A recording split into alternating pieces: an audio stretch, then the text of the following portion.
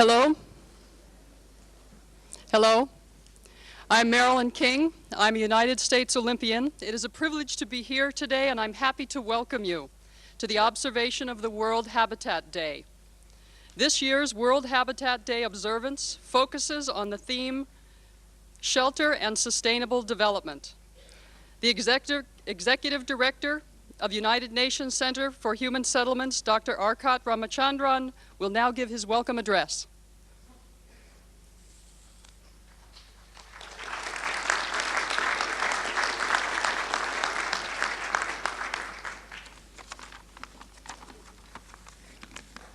His Excellency Dr. Boutros Ghali, Secretary General of the United Nations, Her Royal Highness Princess Margaret, Countess of Snowdon, Excellencies, ladies and gentlemen. We at the United Nations Center for Human Settlements Habitat feel especially honored to be able to welcome you all to this World Habitat Day observance. We are grateful to the distinguished Secretary General for his presence here today, which greatly enhances the significance of the occasion. We extend particular welcome to our special guest, Her Royal Highness, the Countess of Snowdon, who has come from across the seas to lend her gracious presence to the occasion and thus underscore her support for the cause of shelter for all.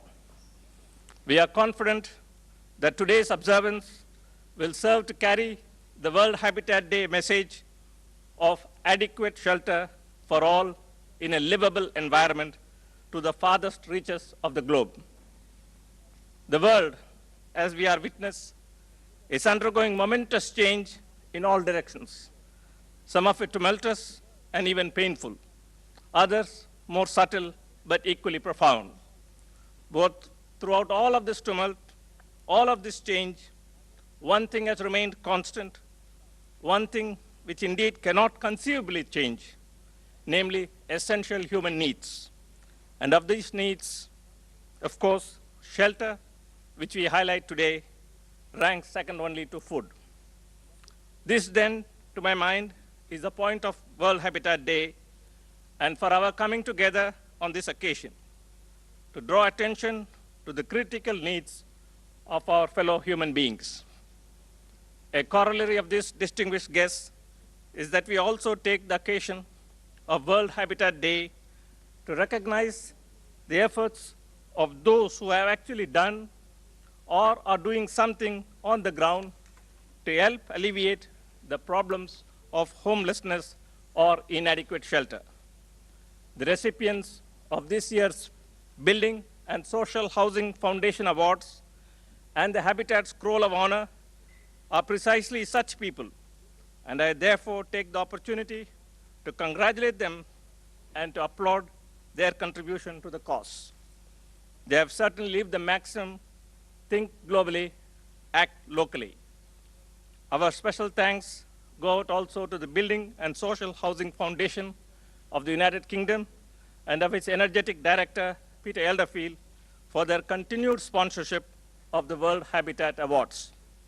Finally, let me recall that this year's World Habitat Day theme is Shelter for Sustainable Development. There is a hope expressed in this theme, which I may be permitted to restate. It is the hope for a sustainable future, a future in which every person is assured a decent place to be born, a decent place to grow up, and a decent place to lead his or her life in health and in dignity as a human being. This is our hope. May it also be our cause. Once again, I have great pleasure in welcoming you to World Habitat Day 1992. Thank you.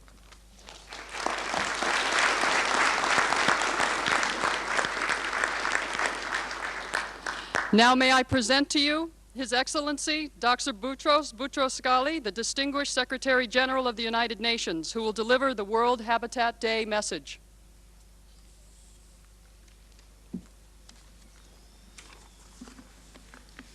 Your Royal Highness Princess Margaret, Excellencies, ladies and gentlemen, shelter is a key word for the United Nations. Indeed, shelter describes much of what the United Nations does. In a wider, more political sense, shelter and protection sum up our mission. They remind us that the Charter of the United Nations is founded on faith in the dignity of the human person. The United Nations exists to assist and promote shelter and protection. Although the United Nations as an organization is crucially based on the sovereignty of member states, its mission as the upholder of human dignity everywhere transcends national boundaries. It reaches out to all those whose human dignity is impaired, whether by poverty, homelessness, or infringements of human rights. In so doing, it aims to guarantee to individuals the private space which is a prerequisite for an individual's self-respect and for family life. Just as a shelter in the sense of dwelling place protects an individual or family from the wind and rain, so the United Nations must be a shelter in the metaphorical sense for those who suffer inequity, injustice, and oppression. Today's theme, shelter for sustainable development, could hardly be more practical. Its message is very clear. There can be no sustainable development while there are over 1 billion homeless people in the world. Not only can there be no sustainable development as long as millions remain without adequate housing, there can be no peace or security either. Homelessness is an insult to human dignity. It is therefore an obstacle to sustainable development and a potential threat to peace and security. The United Nations is today honoring people and organizations that have made practical contributions to the task of providing housing for the homeless. The United Nations must combine clear vision with a sense of the practical and clear divisions of responsibilities between international, regional, national, and local authorities. The contributions that have been made all seem to me to have one thing in common. They have mobilized new resources, material, financial, but above all, human, in the struggle to provide decent housing.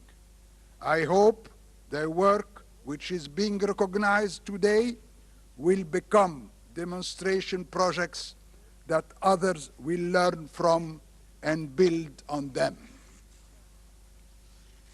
Mesdames et messieurs, cette rencontre d'aujourd'hui, qui met à l'honneur le développement durable, me rappelle nos travaux du sommet de Rio. Nous y fûmes tous d'accord pour dire que la pauvreté était une menace pour l'environnement, bien des peuples étant acculés à sacrifier des ressources essentielles, c'est-à-dire l'avenir même, pour s'assurer une vie quotidienne précaire au présent. Je crois que nous pouvons pousser cette idée plus loin. La conscience d'appartenir à un monde menacé doit nourrir un nouvel esprit de responsabilité, un esprit de responsabilité universelle. Mais cela suppose que, pour commencer, chaque être échappe à la précarité. Comment demander à un individu d'avoir le sens de la collectivité humaine tout entière quand lui-même est à la merci du froid, de l'insécurité, de la faim. De quoi peut être solidaire un être qui, littéralement, n'a ni feu ni lieu. Ni feu ni lieu, c'est presque ni foi ni loi. Mesdames et messieurs, j'avais rapproché au sommet de Rio les mots écologie et économie, comme venant l'un et l'autre de la racine grecque éco, signifiant la maison. Écologie et économie ont deux sens proches et désignent la bonne administration des ressources de la maison.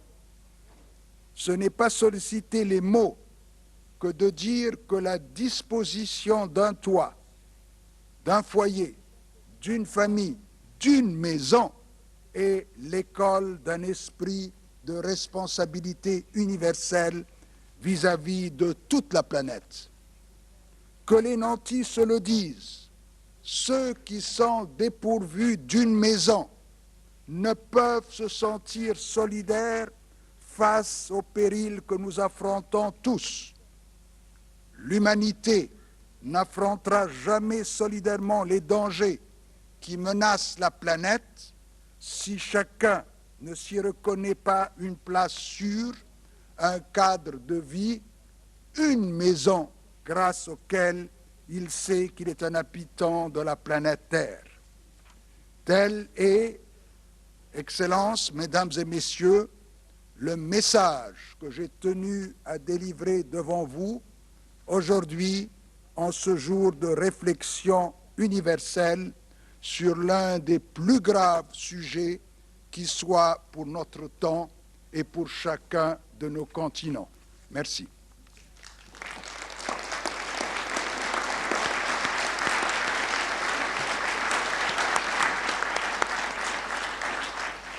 And now, Mr. Peter Enderfield, Director, Building and Social Housing Foundation, will introduce the prize-winning projects.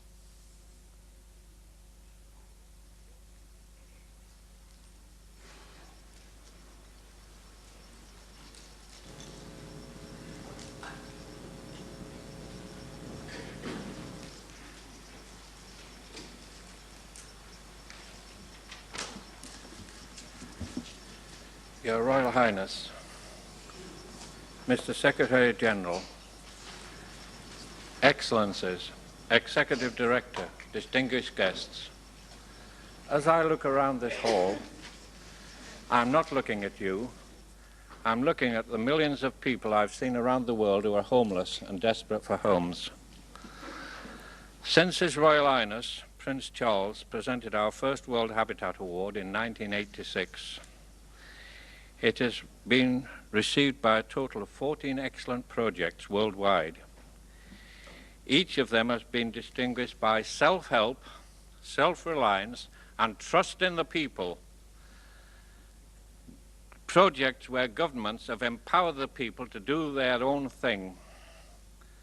Mr. Secretary General, as you may know, in 1988, an award winner was the Ismailia Development Project in your country, a successful self-financing urban development program enabling 400,000 people at an affordable price to get decent and good homes. The project was unique. Now it is being used as a development model throughout the whole world of developing countries. Today, Your Royal Highness, we have two projects of outstanding merit, and if you will permit me so to say, we are fortunate in having a person of your quality, your warmth, and your well-known appreciation of aesthetic quality to present the two awards to them.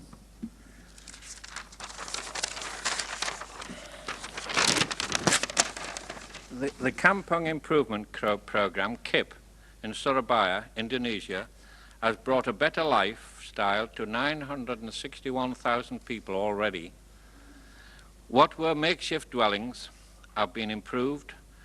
They have neat and clean roads and footpaths. there is abundant planting of trees, shrubs and flowering plants, and we have a sweet-smelling settlement in which the residents have great pride.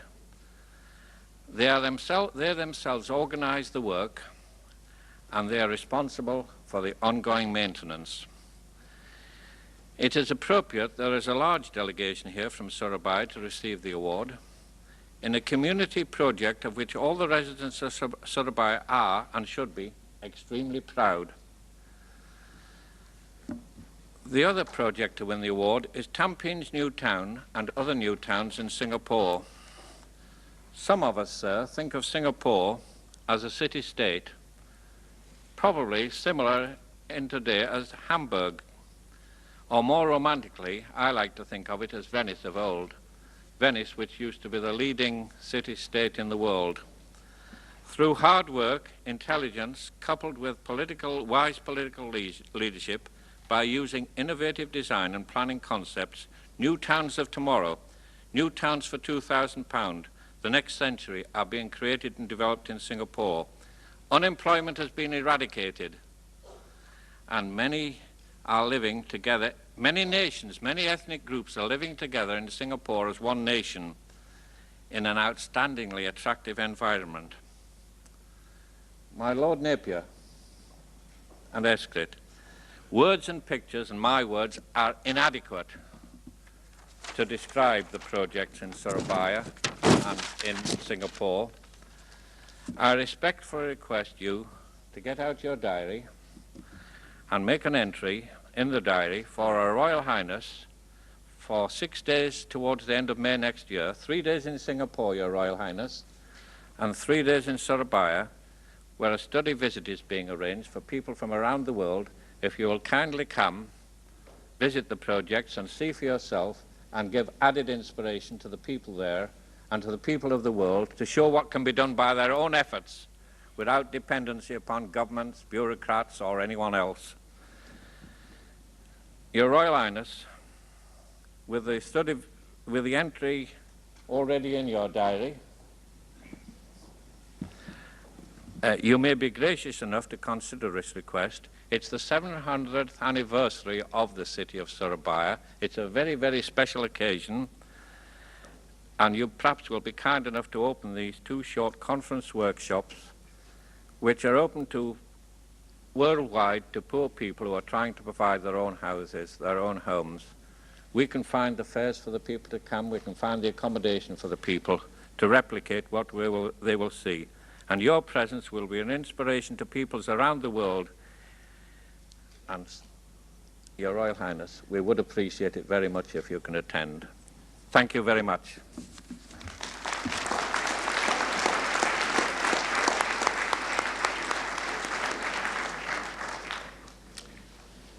Her Royal Highness, the Princess Margaret, Countess of Snowdon, will now address our meeting.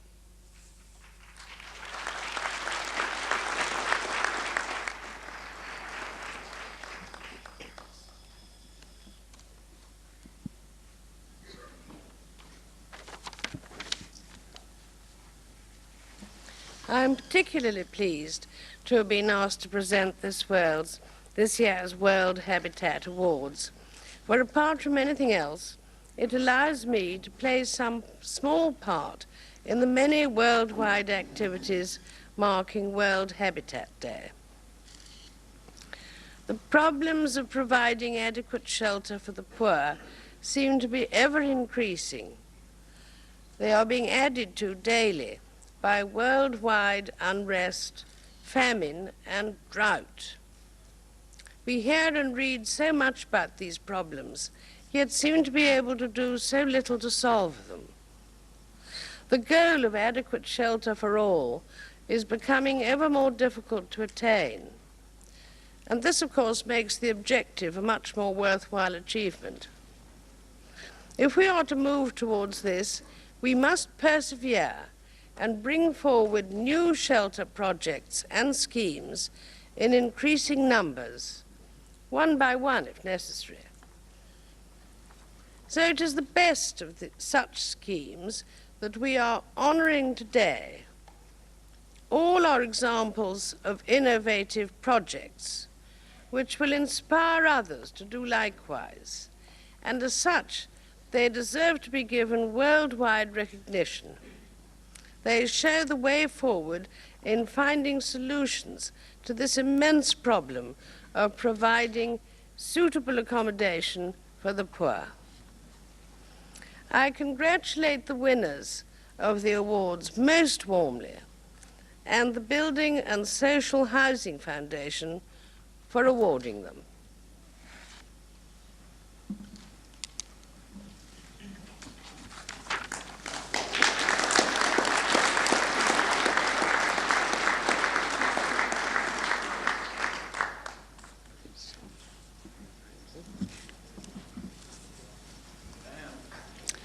The Building and Social Housing Foundation of the United Kingdom initiated in 1985 an annual international housing competition for the World Habitat Award.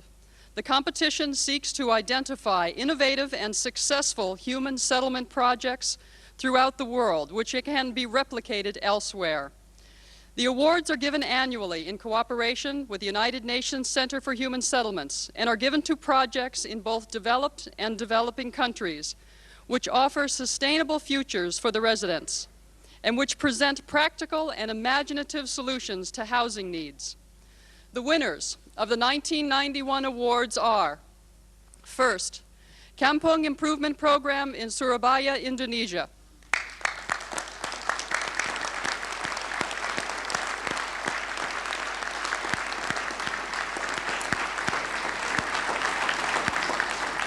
This program, executed by the Directorate General for Human Settlements, Ministry of Public Works, Indonesia, relates to a community-based approach in pioneering a new mode of shelter upgrading that has led to the improvement of the housing and living conditions of hundreds of thousands of families in cities and towns throughout Indonesia. It has also served as a model for large-scale slum improvement programs in other developing countries. The Kampung Improvement Program in Surabaya, which has been particularly successful in mobilizing communities with extremely limited resources to improve and manage their own living environment, has upgraded over 70% of all kampungs in Surabaya, bringing a better quality of life to over 1 million people. The distinguished Mayor of Surabaya, Dr. Purnomo Kasidi, receiving the award.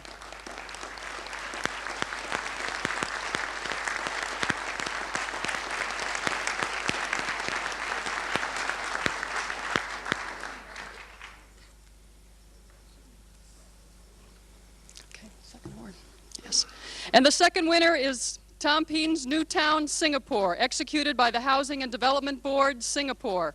By a careful selection and development of large satellite residential districts called new towns, the government of Singapore could confront extremely difficult spatial constraints to house its people and at the same time conserving its natural environment. Each new town provides affordable accommodations for lower and middle income groups together with the necessary facilities and services for their daily lives. The Tampines New Town is one of the most challenging new town projects undertaken in Singapore, designed and developed with the full involvement of the private sector. Once completed, will house over 250,000 residents once completed. Mr. Haswan Ouyang, Chairman of Housing and Development Board of Singapore, receiving the award.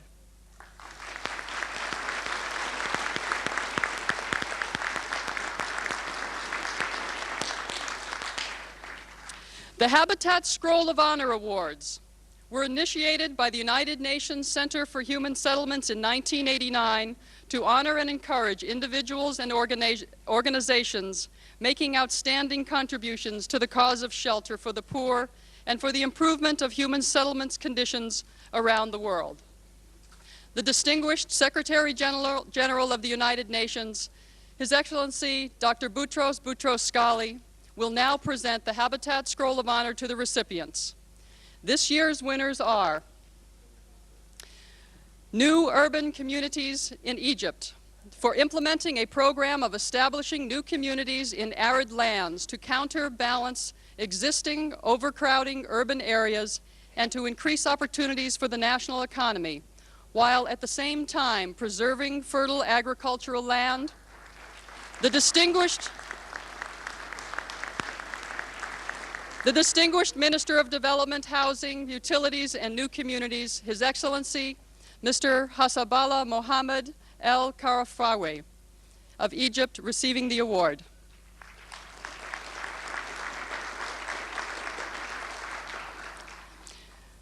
Namuwongo Upgrading and Low-Cost Housing, Uganda.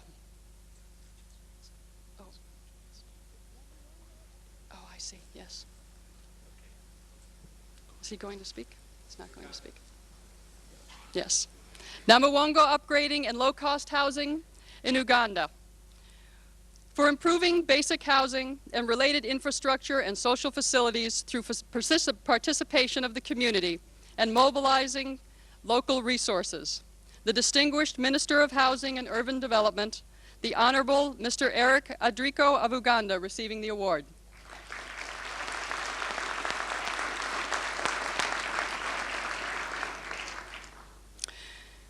Rural Housing Reconstruction with Appropriate Technologies, Ecuador, for its integral incorporation of cultural values, including self-help construction and mutual help with women's participation, and including training in appropriate building technologies. The distinguished permanent representative of Ecuador, His Excellency Dr. Jose Ayala Lasso, will receive the award on behalf of the winner.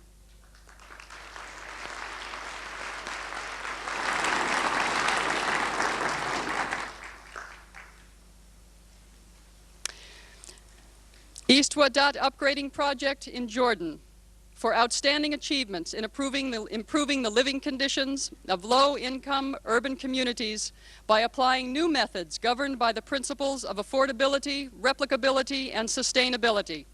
The distinguished permanent representative of Jordan, His Excellency Mr. Adnan Abu Adeh, will receive the award on behalf of the winner.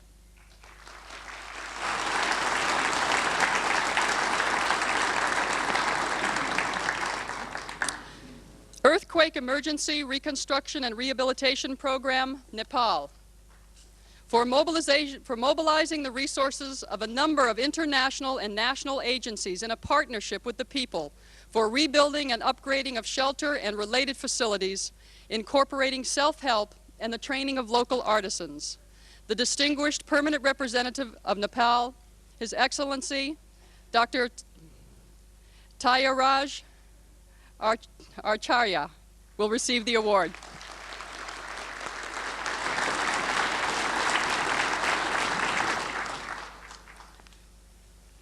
Read it. Yes. Woodless Construction Project in Niger, for promoting woodless building technologies based on earth vault and domed roof construction and undertaking training programs, thus serving as a model for sub-Saharan countries lacking wood resources. The representative from Nigeria is not here. Oh, yes. The distinguished permanent representative of Nigeria, His Excellency Amadou Seydu, will receive the award on behalf of the winner. Thank you.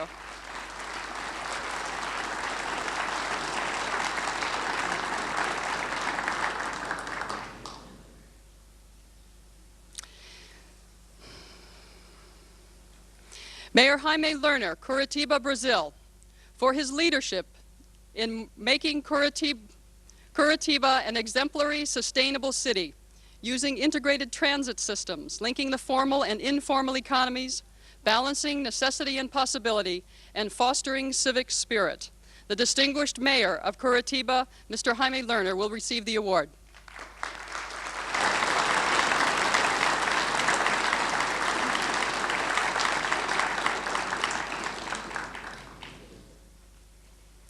World Relief El Salvador Housing Reconstruction Project, El Salvador, for promoting earthquake-resistant construction and community health and well-being at the grassroots level among victims of natural disasters through self-help efforts and measures to alleviate poverty for a better future for the families involved.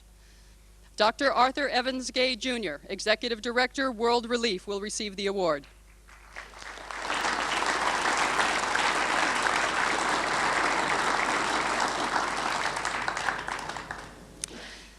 Intermediate Technology Development Group, United Kingdom, for outstanding contributions to the human settlements development through systematic and innovative research in building materials and technologies, demonstration and dissemination of information in intermediate technologies for developing countries. Mr. Frank Almond, Chief Executive of Intermediate Technology Development Group, will be receiving the award.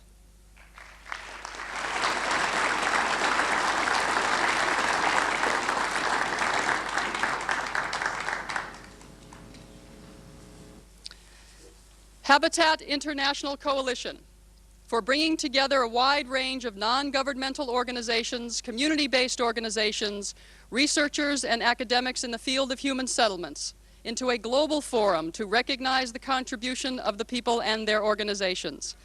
Mr. Enrique Ortiz, Executive Secretary of Habitat International Coalition, receiving the award.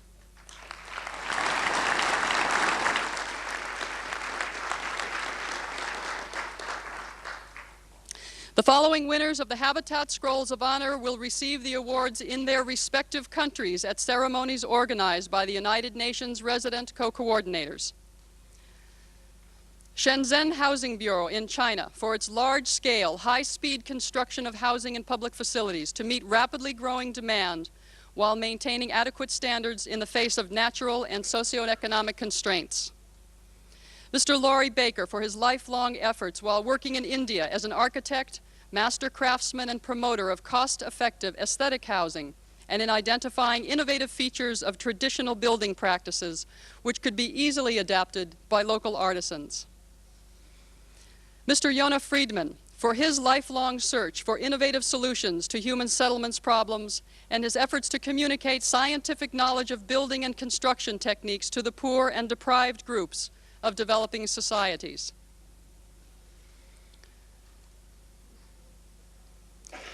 Mr. Rozanov Evgeny Grigorievich for his creative and scientific activities in the design and construction of settlements, redevelopment of town centers, restoration of earthquake damage, and directing major changes in the national housing policy.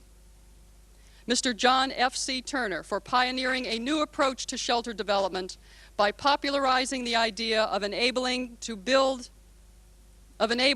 their own shelter and services with governments acting as facilitators. The formal ceremonies have now come to an end. I'd like to ask you to remain seated while the dignitaries leave the ECOSOC chambers. I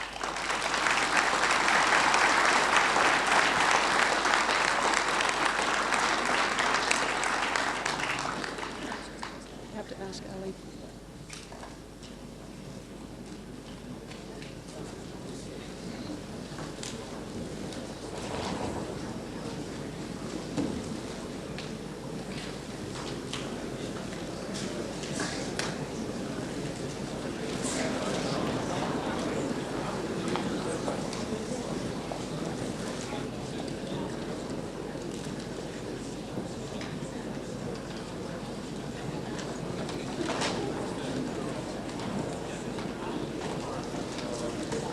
The panel by the National Committee for Habitat is now beginning.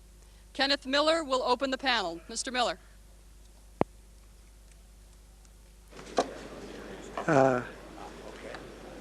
Excellencies, honored guests, friends of the world's homeless, my name is Kenneth Miller. I'm president of the National Committee for Habitat.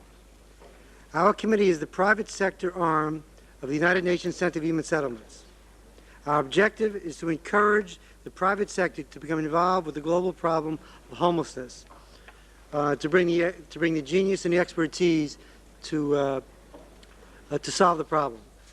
The following distinguished panel of experts will discuss programs that exemplify the private sector-public sector partnership.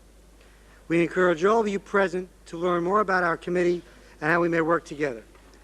I would like now to introduce Dr. Mark A. Weiss, Professor and Director of the Real Estate Development Research Center at Columbia University. He's the author of several books on housing, including The Rise of Community Builders and the forthcoming Own Your Own Home, Housing Policy and Home Ownership in America. He has also co-authored a widely used real estate development textbook, and is currently producing a national public television series on the history of urban development. Dr. Weiss is a frequent consultant to business and government. He's a senior vice president of the National Committee for Habitat. Dr. Weiss?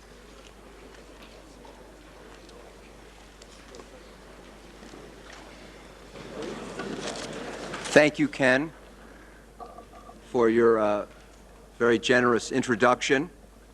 And thank you, Mr. Secretary General and distinguished delegates and ambassadors, for inviting us here to the United Nations to speak with you today. It's really an honor for all of us here on the panel to participate with you in this grand United Nations project of Habitat 2000, a project to make sure that everyone in the entire world has good quality, affordable housing in good communities by the end of this decade. We have a long way to go, and the UN Center for Human Settlements has been at this for a while, but with the help of everyone here and the models generated by the award winners and scroll winners today, I believe we will achieve our goal.